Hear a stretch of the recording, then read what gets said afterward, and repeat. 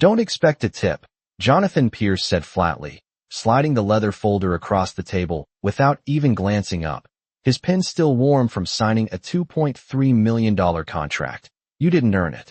The words didn't just land. They cut clean through the soft jazz, the low hum of conversations, the quiet clink of crystal glasses inside Manhattan's most exclusive rooftop restaurant.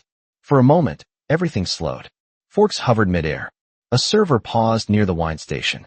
Even the skyline outside, glowing in gold and glass, seemed to hold its breath. Naomi Carter stood still, the bill in her hand, her posture straight, her expression unreadable. She didn't argue. She didn't flinch. She had learned long ago that dignity didn't need volume. But what no one in that room knew, what Jonathan Pierce couldn't possibly have known, was that 10 minutes earlier, while refilling his water and clearing a plate he barely touched, Naomi had seen something no one else had. A single clause, buried deep in a stack of legal documents. One line that would have cost him everything. And without interrupting, without announcing herself, she had quietly placed the corrected version back into the folder before it reached his pen. Not for recognition, not for gratitude, just because it was right. Jonathan leaned back in his chair now, confident, composed, already imagining headlines and handshakes, another victory added to his empire. He didn't see Naomi as part of that moment. To him, she was background. Invisible. Replaceable. The kind of person who cleared the table, not shaped the outcome. Naomi turned slightly, her fingers tightening just a fraction around the receipt, her eyes following him, not with anger, not with resentment, but with something sharper. Awareness. Because she had seen men like him before. Men who believed control came from money. Men who thought respect was optional. Men who never realized when the balance of power had already shifted. The investor across the table, an older man with silver hair and a stillness that commanded attention, hadn't moved since Jonathan's words echoed through the room. His gaze slowly shifted, not toward Jonathan, but toward Naomi. And in that quiet, almost imperceptible pause, something changed. The air felt different. He set his glass down gently, the soft click louder than it should have been. "Excuse me," he said calmly, his voice cutting through the silence with precision. Jonathan turned back, a polite smile already forming, expecting praise, expecting confirmation, expecting control. But the investor wasn't looking at him anymore. He was looking directly at Naomi. "Ms. Carter," he said, clearly, deliberately, as if the entire room should remember that name. "Are we still moving forward with him?" And just like that, the man who thought he owned the table realized he had never been the one in charge. The question did not echo loudly, but it did not need to, because it landed exactly where it mattered. And in that suspended moment, Jonathan Pierce felt something unfamiliar tighten in his chest. Not fear, not yet, but uncertainty, the kind that does not belong in rooms he usually controls. And for the first time that night, he actually looked at Naomi Carter, really looked, not at the uniform, not at the tray in her hand, but at her eyes, calm, steady, unshaken, and something about that calm made the silence heavier, because she was not surprised, she was not impressed, she was not even reacting, she was deciding, and that difference changed everything. Around them the restaurant remained frozen in quiet observation, a few guests pretending to return to their meals while their attention stayed locked on the table, because everyone sensed it, the shift, subtle but undeniable, like a current turning beneath still water. And the investor, Mr. Ellison, did not rush her, he did not repeat the question. He simply waited, giving her something Jonathan had never considered giving her before, time and authority. Naomi placed the receipt gently on the edge of the table, aligning it with quiet precision, her movements controlled, deliberate, as if every second now carried weight, because it did. And when she finally spoke, her voice was soft, measured, but it carried through the room with a clarity that did not ask for permission. "That depends," she said, her gaze steady on Mr. Ellison, not on Jonathan, never on Jonathan. "Are we evaluating the numbers or the character behind them?" The words did not accuse, they did not raise in volume, but they exposed something far sharper than anger. They exposed truth, and Jonathan felt it, not in the room, but in himself, because for the first time he realized this was not about a bill, or a tip, or even a deal. It was about something he had overlooked his entire career, something he had dismissed every time. He chose efficiency over respect, power over presence. And now it was standing right in front of him, quietly holding the outcome he thought he had already secured. He opened his mouth, ready to recover, to redirect, to assert control the way he always did. But the words did not come as easily this time, because the usual script did not apply. This was not a boardroom, not a negotiation he could dominate with numbers and timing. This was something else, something human, and that made it unpredictable. And Jonathan Pierce did not like unpredictable.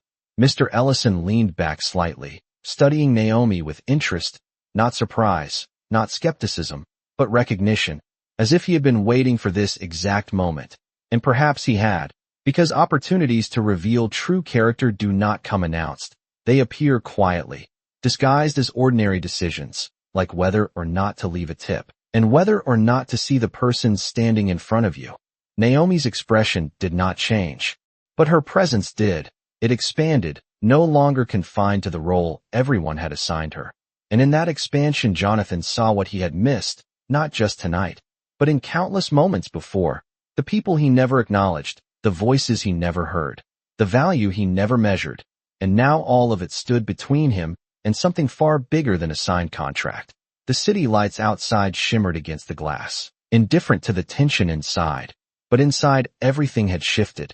Because the question was no longer whether the deal would go through. It was whether Jonathan Pierce deserved to be part of it.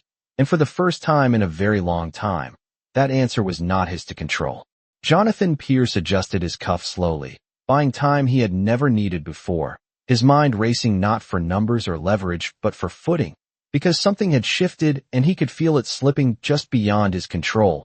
And across from him, Naomi Carter remained still, composed, her presence now impossible to ignore, no longer part of the background but the axis the moment turned around. And that realization unsettled him more than any failed negotiation ever had. He forced a measured smile, the kind that had closed deals across boardrooms and continents, and finally spoke. I believe the numbers speak for themselves, his voice steady but lacking its usual edge, because even as he said it he knew this was no longer about numbers. And Mr. Ellison did not respond immediately. Instead, he glanced once more at Naomi, as if confirming something unspoken, something already decided but waiting to be acknowledged. Naomi took a quiet breath, not for courage, because she did not need it, but for clarity, because moments like this were not about reaction, they were about precision. And when she spoke again, her tone remained calm, almost gentle, but every word carried weight. The numbers were never the issue, she said, her eyes finally shifting toward Jonathan, not with anger, not with accusation, but with a kind of clarity that made it impossible to hide behind confidence. The clause on page 14 would have triggered a liability clause under subsection B. It would have voided your entire position within 90 days. The words landed softly, but the effect was immediate.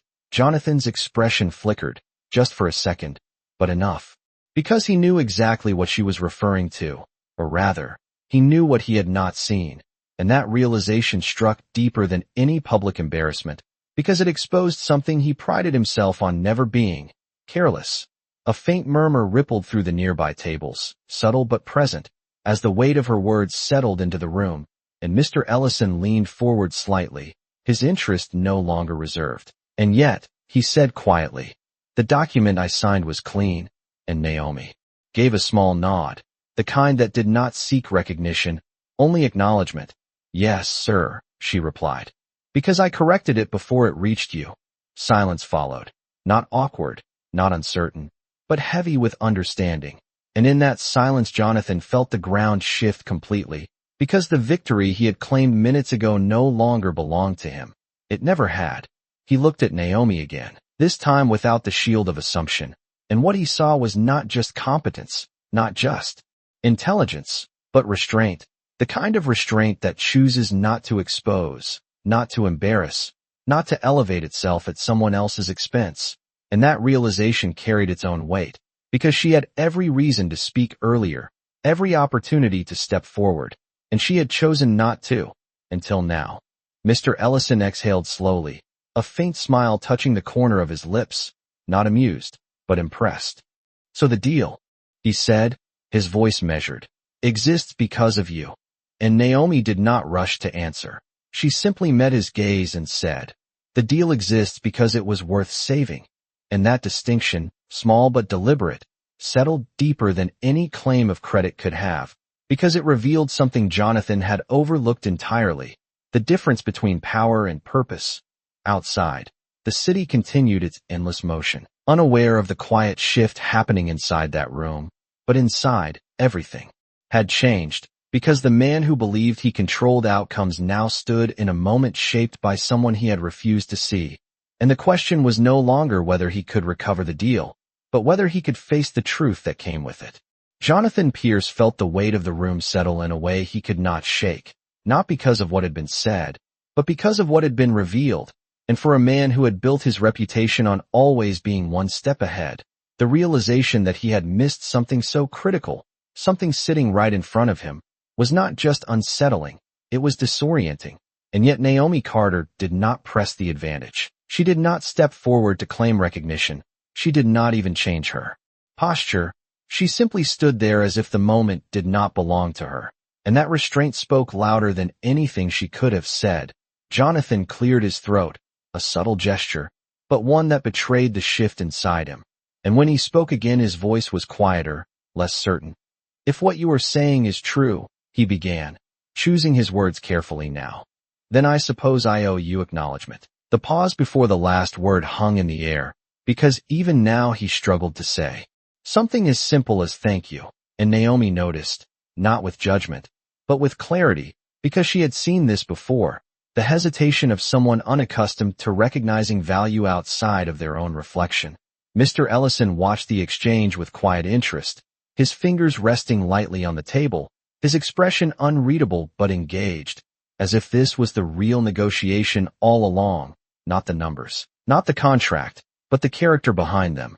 And he said nothing, allowing the moment to unfold without interference. Naomi tilted her head slightly, her voice calm, steady. "Acknowledgement is not necessary," she said, her tone even, "but awareness is."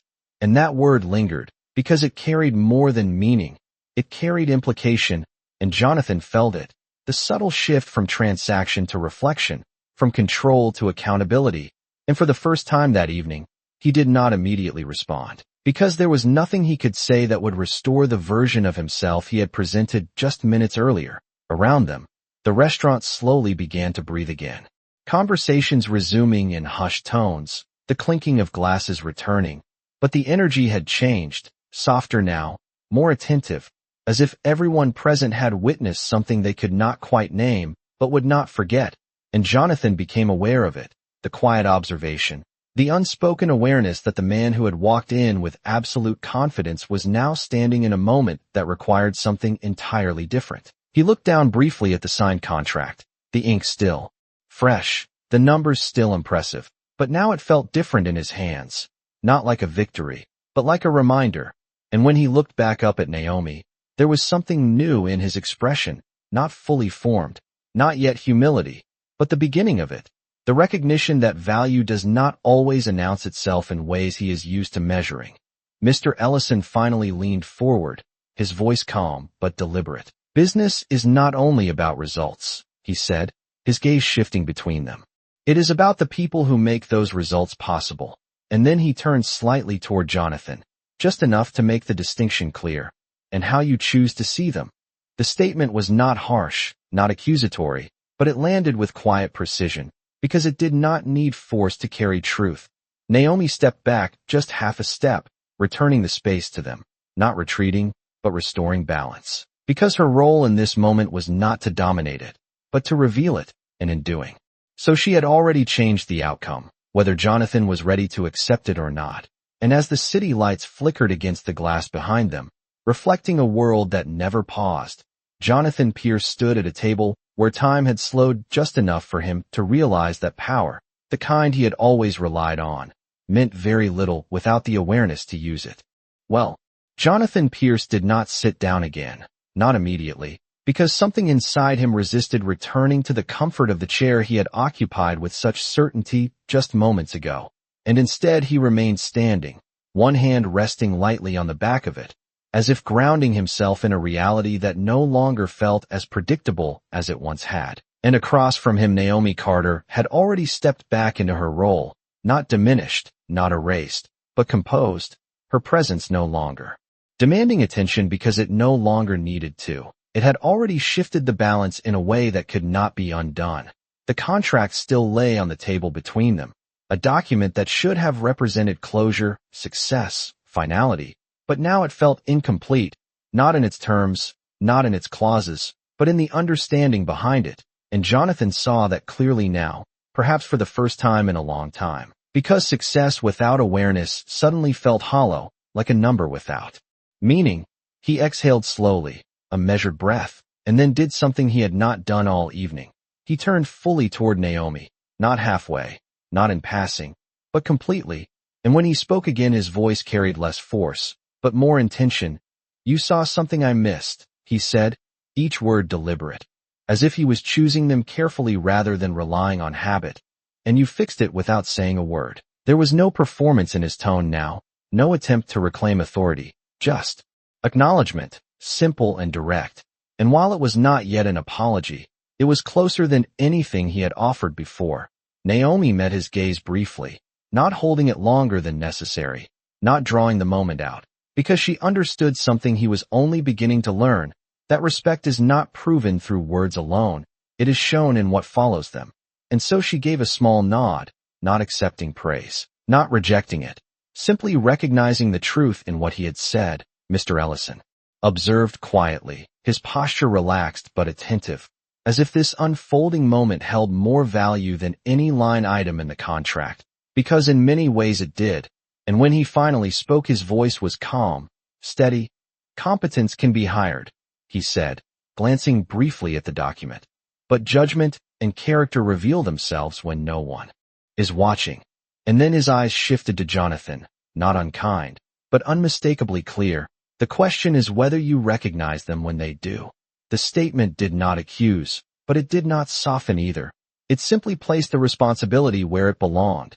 Jonathan felt that weight, not as pressure, but as clarity, and for a moment he looked at the receipt Naomi had set down earlier. The line that read 0 tip now standing out in a way it had not before, not because of the amount, but because of what it represented, a decision made too quickly, a judgment formed too easily, a reflection of something deeper than a single action, and he understood that now, perhaps not fully, but enough to know that it mattered. He reached into his jacket slowly, pulling out his wallet, but then paused, because this was not about correcting a number, not about rewriting a transaction, and he knew that instinctively. So instead he closed it again, his hand still, his expression thoughtful. Because what needed to change could not be solved with money alone. Naomi had already turned slightly, preparing to return to her duties, the rhythm of the restaurant beginning to pull her back into motion. But before she stepped away completely, Jonathan spoke once more, quieter this time, almost reflective. "I did not see you," he said, not as an excuse, not as a justification, but as a realization. And the honesty in that statement carried more weight than anything he had said before. Naomi paused just long enough to respond, her voice steady, unshaken. "Most people do not," she said. And then, after a brief moment, she added, "Until it matters." And with that she moved, not away from the moment, but beyond it, leaving Jonathan standing there with something far more valuable than a signed contract, something he could not hold, but could not ignore either. The understanding that the people he overlooked were often the ones shaping the outcomes he valued most. And as the city lights shimmered outside, reflecting a world that kept moving forward, Jonathan Pierce realized that for the first time in a long time, he had something new to learn. And this time, it was not about business, it was about how to see. Naomi Carter did not look back as she moved through the restaurant, her steps steady, her rhythm unchanged, as if the moment that had just unfolded had not disrupted her at all. But that was the difference. It had not disrupted her. It had revealed something that had always been there, something she carried into every shift, every table, every quiet interaction where she was seen and not seen at the same time. And behind her Jonathan Pierce remained where he stood, the noise of the restaurant slowly returning around him, but none of it reaching him the same way, because once you see something clearly, You cannot unsee it. And what he had just witnessed was not a mistake in a contract. It was a mistake in perception, one that had followed him far longer than he cared to admit. He finally sat down, but the chair felt different now, less like a throne, more like a place to think, and his eyes drifted across the room, not scanning for opportunity, not measuring influence, but observing, really observing, the staff moving with precision, the quiet coordination behind every detail, the conversations he had once tuned out now carrying a different weight, and for the first time he realized how much had always been happening around him without his attention, how many decisions, small and large, were shaped by people he had never acknowledged. At the far end of the room, Naomi paused briefly at another table, adjusting a setting, offering a calm smile, her presence consistent, unaffected. And Jonathan watched that moment closely, not out of curiosity, but out of understanding. Because now he saw what had always been there, the discipline, the awareness, the quiet control that did not need recognition to exist. Mr. Ellison remained seated across from him, his expression relaxed, almost reflective, as if he had seen this kind of realization before, perhaps many times, and when he finally spoke his voice was low, steady. Most people believe power is about being seen, he said, his gaze moving toward the window and the city beyond. But real influence often comes from those who see everything. And the statement settled into the space between them, not as a lesson, but as a truth that did not require agreement to exist. Jonathan nodded slightly, not in full comprehension, not yet, but in acknowledgement, because he could feel the shift happening inside him, slow, unfamiliar, but real, and it was not comfortable, but it was necessary. And for a man who had built his life on certainty, stepping into something uncertain felt like stepping into a different world entirely. He reached for the contract again, his fingers tracing the edge of the paper. But this time he did not see numbers, he saw context. He saw the moment Naomi had intervened, unseen, uncredited, and he understood that what she had done was not just technical, it was intentional, and that intention carried more value than anything written on those pages. A quiet realization settled over him then. Not dramatic, not overwhelming, but clear. He had spent years mastering systems, strategies, outcomes, but he had overlooked something far more fundamental. The people within those systems, the individuals whose presence, decisions, and awareness shaped everything he claimed to control. And now that understanding stood in front of him in the form of a woman he had dismissed without a second thought. Across the room, Naomi continued her work, uninterrupted, unannounced, but no longer invisible to him. And that change, small as it seemed, marked the beginning of something he had not anticipated, not a loss, not a failure, but a shift in perspective that would follow him far beyond this room. Because for the first time in a long time, Jonathan Pierce was not focused on what he could gain, but on what he had been missing all along. Jonathan Pierce remained seated for a long moment after the conversation faded, his fingers lightly tapping against the edge of the table, not out of impatience, but out of thought, because for once his mind was not calculating advantage or projecting outcomes. It was replaying something far simpler and far more unsettling, a moment where he had been seen clearly while failing to see it all. And across the room, Naomi Carter continued her work with the same quiet consistency, her movements precise, her presence steady, as if nothing extraordinary had happened, and perhaps to her it had not. Because moments like that were not rare in her world, they were simply moments when truth surfaced.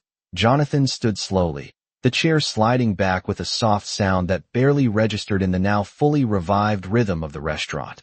And he adjusted his jacket out of habit, though the gesture lacked its usual sharpness. Because this time he was not preparing to leave as the unquestioned victor. He was preparing to walk through a room he now understood differently. He took a step forward, then another, his path not toward the exit, but toward the place where Naomi stood near the service station, reviewing an order with another staff member. And for a brief second he hesitated, not because he was unsure of what to say, but because he was realizing that what he said next would matter in a way his words rarely did. Not for the room, not for the deal, but for the person in front of him. Naomi noticed him approach before he spoke, her awareness sharp but subtle, and she turned slightly, giving him her attention without interrupting the flow of her work. And in that simple act there was something Jonathan had not expected, professionalism without distance, presence without submission, and it forced him to meet her differently. "Miss Carter," he began, his voice measured, but lacking the edge of authority he usually carried, and for the first time that night, he chose his words not for impact, but for honesty. "Earlier, I made a decision without understanding the full picture." He paused briefly, not to gather control, but to ensure clarity, and I was wrong. The admission did not come easily, but it came fully, without deflection, without justification, and that alone shifted the moment. Naomi held his gaze, not surprised, not impressed, simply present. And after a brief silence she nodded once, acknowledging the statement without elevating it, because to her, words were only the beginning of change, not the proof of it. Jonathan continued, quieter now. "What you did, it mattered," he said, and this time there was no hesitation in the recognition, no reluctance in the acknowledgement. "And I should have seen that." Naomi's expression softened just slightly, not in approval, but in understanding, because she recognized something real when she heard it. Not perfect, not complete, but genuine. "Seeing is a choice," she replied calmly, her tone even, and most people do not realize they have one. The statement was not directed at him alone. It was broader, deeper, a reflection of something she had learned long before this moment. And Jonathan understood that, at least enough to know this was not about a single interaction. It was about a pattern, one he had lived by without question. The space between them settled into something quieter, less charged, but more meaningful, because the tension had shifted from confrontation to awareness, and that shift carried its own weight. Jonathan reached into his pocket once more, not for his wallet this time, but for a simple card, and he placed it gently on the counter between them, not as an offer, not as leverage, but as an opening. "If you ever decide you want to be in a room where your voice is heard before the outcome is decided," he said, his tone steady, "I would listen." Naomi glanced at the card, then back at him, her expression unchanged, but her eyes thoughtful, because offers like that were not new, but intentions like this were, and she recognized the difference. She did not reach for the card immediately. She did not respond with agreement or rejection. She simply said, "We will see."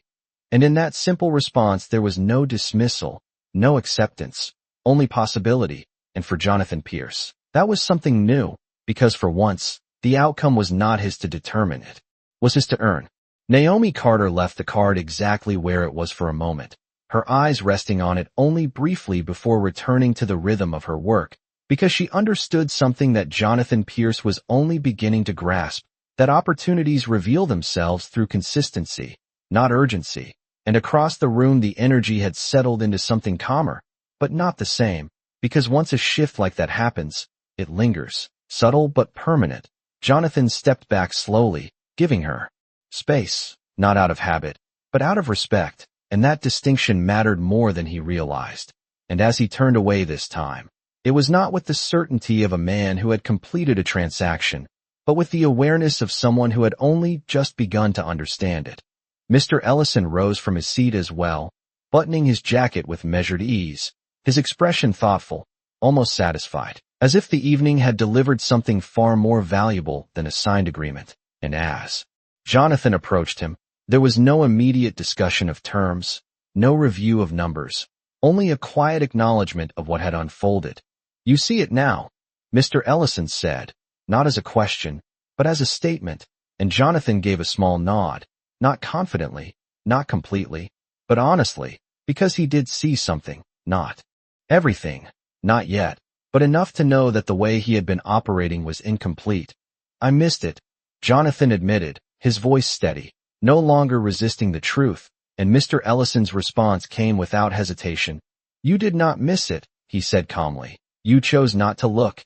And that distinction settled deeply, because it shifted the narrative from mistake to responsibility, from accident to awareness. And Jonathan understood that, perhaps more than anything else said that night. Behind them, Naomi finally reached for the card. Not immediately, not impulsively, but with intention, her fingers picking it up as she glanced at it once, then slipped it neatly into the pocket of her apron, not as a sign of acceptance, but as a recognition of possibility. And that quiet action went unnoticed by most, but not by Mr. Ellison. whose eyes caught the movement and held it for just a moment before returning to Jonathan, a subtle acknowledgement that the outcome was still unfolding. The staff continued moving through the space with practiced precision, the soft glow of the city reflecting against the glass, the hum of conversations blending into a steady rhythm. But beneath it all there was something different, an undercurrent of awareness that had not been there before, because moments like this do not just affect the people directly involved. They ripple outward, reshaping how others see, even if only slightly. Jonathan glanced once more across the room, his gaze finding Naomi again, but this time without assumption, without dismissal, simply recognition, and in that recognition there was something new, not control, not dominance, but respect, unspoken, unperformed, but real. Mr. Ellison placed a hand lightly on Jonathan's shoulder, a gesture brief but deliberate. "Deals can be signed in minutes," he said quietly. "But understanding takes time." And then he stepped away, leaving Jonathan standing there with a contract in hand and a perspective he had not walked in with. And as the night moved forward, as the restaurant returned to its familiar cadence, Jonathan Pierce realized that while the numbers on the page remained the same, the meaning behind them had changed entirely, because for the first time he understood that value was not just written into agreements, it was carried by the people he had once overlooked, and whether or not he would truly learn from that, whether or not he would change beyond. This moment was a decision that no longer depended on power, but on something far more difficult to master, the willingness to see. The night did not end with applause. It did not end with a dramatic exit or a final declaration. It ended the way most meaningful moments do, quietly, almost unnoticed, as the restaurant continued its rhythm and the city lights stretched endlessly beyond the glass. But something had shifted, not just in the room, but in the people who had lived that moment. Naomi Carter finished her shift the same way she always did, checking tables, thanking guests, moving with the same quiet precision that had defined her presence all evening. And when she stepped into the staff hallway, away from the polished floors and the watchful eyes, she finally allowed herself a small pause, not to celebrate, not to reflect too deeply, but simply to breathe, because for her, dignity was not something earned in one moment. It was something carried through all of them. And as she reached into her apron and felt the edge of the card Jonathan had given her, she did not pull it out immediately. She did not examine it like an opportunity waiting to be claimed. She simply held it there, aware of it, the same way she had been aware of everything else that night, present but not defined by it. Back in the main dining room, Jonathan Pierce remained by the table a moment longer than necessary, his eyes tracing the space with a new kind of attention, not scanning for influence, not measuring status, but observing, truly observing. And in that observation he saw things he had overlooked countless times before: the coordination, the awareness, the quiet decisions being made every second by people he had never considered central to the outcome. And that realization settled into him not as regret, but as something more lasting, a shift in perspective that could not be undone. He walked toward the exit eventually, his pace steady, his posture still composed, but different, less rigid, more aware. And as he passed through the dining room, he caught glimpses of the staff, brief moments of eye contact, nods that were small but intentional, gestures he had never made before, and though they were subtle, they marked the beginning of something he had not practiced before: recognition. Outside, the night air was cooler, the sounds of the city louder, more immediate, and as Jonathan stepped onto the sidewalk, he paused for just a second, looking up at the skyline that had always represented success to him, towers of glass and steel reflecting ambition and power. But tonight, they felt different, not diminished, but reframed, because he understood now that what built those towers was not just vision or capital, it was people, countless individuals whose value was not always visible, but always present. Inside, Naomi walked out through the staff exit, her shift complete, her steps light but grounded, and as she reached the street, she finally pulled the card from her pocket, glancing at it under the glow of a streetlight, not with excitement, not with hesitation, but with clarity, because she knew something that no offer could change, that her worth was not determined by who recognized it, but by how she carried it. And after a brief moment, she slipped the card back into her pocket, not discarding it, not embracing it, simply placing it where it belonged, as a possibility, not a definition. The distance between them was now just a matter of blocks, the same city holding them both in different directions, but connected by a moment that neither of them would forget, not because of the deal, not because of the money, but because of what it revealed. And as the night continued, as the world moved forward without pause, one thing remained clear: power can fill a room, but it is respect that changes it. And that night, the room did not belong to the man with the money.